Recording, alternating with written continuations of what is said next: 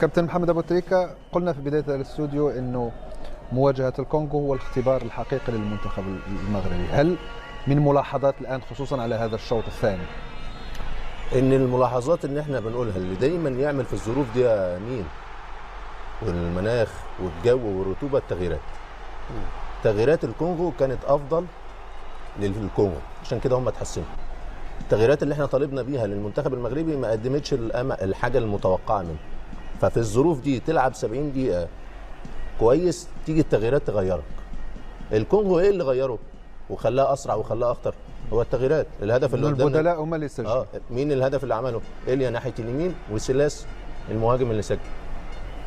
ايه اللي اختلف الشوط الثاني عن الشوط الاول بالنسبه للمغرب؟ انتوا سبتوا شيبو لوحده، شيبي سبتوه لوحده. شيء سايبني انا لوحدي احسن.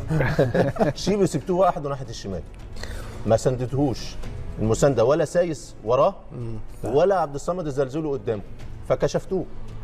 هو نوعا ما في التمركز هي مش عدلته، هو ما بيلعبش ظهير ايسر، صحيح، هو ناحيه اليمين، فلازم ما تبقى نقاط ضعفه في التمركز تحموه. لا انتوا كشفتوه، الجول جه كده، الجول تمركزه سيء في المساحه اللي وراه. إيليا ناحيه اليمين شاف دي سبر ان هو نوعا ما سريع، فيلعب الكره من وراه وبعد كده تيجي المسانده من الناحيه الهجوميه. حتى اذا لاحظنا الهدف كان هناك فراغ في وسط الميدان الدفاعي. اتاخروا شويه الادوار بتاع الدفاعيه، سابوا مرابط لوحده. لكن قدم مباراه كبيره اليوم. مرابط ايوه صح. برايكم ما احسن لاعب؟ في انتظار ان نعرف المعلومه من الشباب. انا اشوف اكرد او مرابط، ولكن اكيد حيعطوها الحكيمي لانه بحكم انه سجل هدف حتى هو قدم مباراه كبيره. بالترتيب اكرد، بالترتيب بالنسبه لي حكيمي، نايف، مرابط، ثلاثة، وربما تمنح لحكيمي باعتبار أنه سجل الهدف الوحيد للمنتخب المغربي. هذه فودي. كابتن محمد تريكة، استمعت لما قاله رومان سايس، تحدث أول شيء عن حالة الطقس، عن إقامة مباريات في هذا التوقيت وربما صحة اللاعبين، واعترف أن المنتخب المغربي لم يكن على قدر التطلعات على الأقل في الشوط الثاني. بس كويس أنت ما خسرتش، وأنت مش كويس قوي بس ما خسرتش.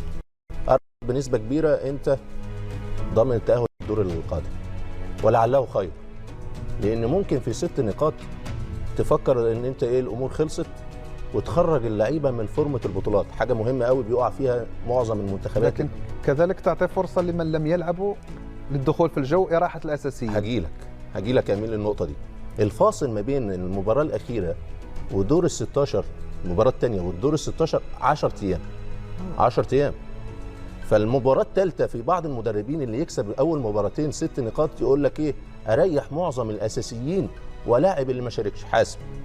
لأن في جو البطولة وفورمة البطولة وتشكيلة الأساسية بتاعتك. أنا مع اللي معاه إنذار تريحه في المباراة الثانية لو خدت ال6 نقاط. فلعل وعسى التعادل ده يخليك بتركيزك وما تخرج بره فورمة البطولة وفورمة اللعيبة الأساسية. أنا معاك إن الجو صعب والظروف صعبة. إيه اللي حصل؟ التراجع البدني ده محتاج تنظيم أكتر. الخطوط بتاعتك تبقى متقاربة أكتر، وده ما حصلش الشوط الثاني. 3 خطوط بتوع المنتخب المغرب بعاد عن بعض، وخاصة وسط الملعب بعاد عن خط الدفاع. الزلزولي بعيد عن شيبي، المساحة دي استغلوها كويس.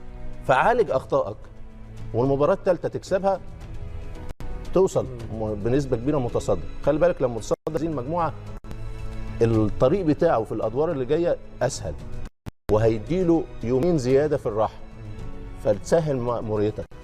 مباراه الله الامكانيات والجوده والخبرات اللي تخليكم تكسبوا الزامبيا. ما المطلوب من المدرب، جهاز طبي، من اللاعبين ايضا في هذه الايام غير الراحه، استفاده من دروس، اعاده متابعه هذه المباراه؟ المركزين اللي عليهم كلام الباك الشمال واحيانا المهاجم.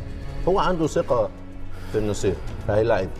الباك شمال محتاجه شويه، ممكن عطيه الله في الجاهزيه ممكن يبقى له دور. غير كده الامور مميزه. دفاعيا عنده 4 مدافعين. او ربما مزراوي ممكن ان يعود في المباراه الثالثه. انا خليه ما اخدش ريسك معاه في الماتش الثالث، خليه اديله وقت. مين الاجز؟ عطيه الله ناحيه الشمال ممكن اضافه بالنسبه له. الامور غير كده دفاعيا في اخطاء، انما هم منظمين من الناحيه الدفاعيه معظم الوقت. خلي بالك يا امين على الورق الكونغو اصعب من زامبيا. الكونغو اصعب من زامبيا، اقوى، اسرع، اكثر تنظيم. زامبيا لا، مختلف. على الورق ده انتوا عديتوا الصعب، عديتوا الصعب بال4 نقاط.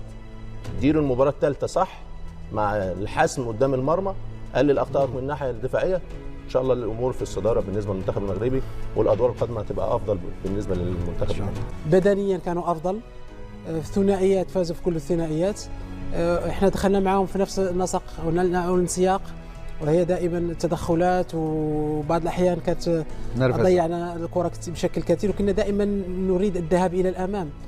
في لحظه كنا احنا متفوقين تقريبا نصف ساعه الاولى من الشوط الثاني، كان المفروض نكون اكثر هدوء.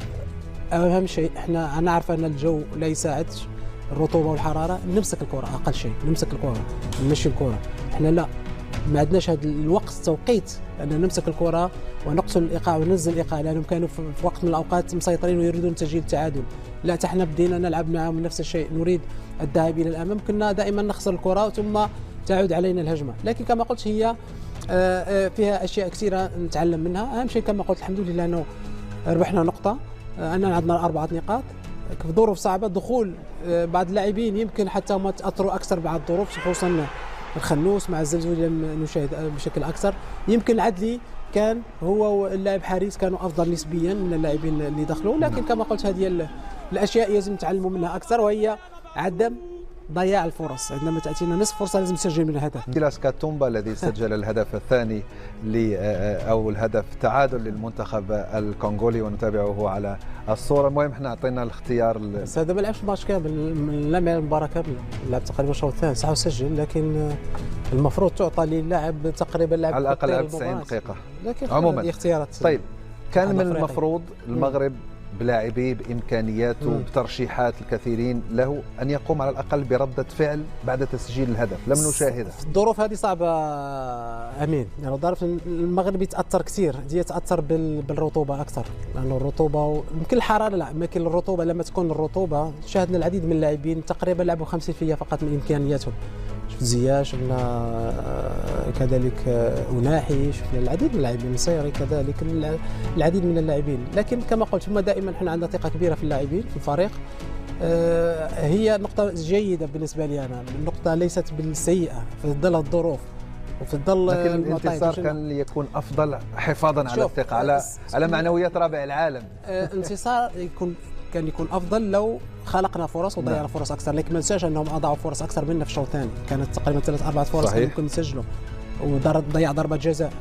يعني في المباراه نشوف انا على الفرص اللي ضيعنا والفرص اللي ضيعها منتخب الكونغو، وفي الظروف هذه اظن انها نقطه ايجابيه بالنسبه نقطه ايجابيه للمنتخب المغربي في انتظار الجوله الثالثه، ومباراه ستكون ايضا مهمه وحاسمه امام المنتخب الزامبي. كل التوفيق للمنتخب المغربي في هذه المباراه الثالثه التي ستجمعه في توقيت افضل بطبيعه الحال امام المنتخب الزامبي.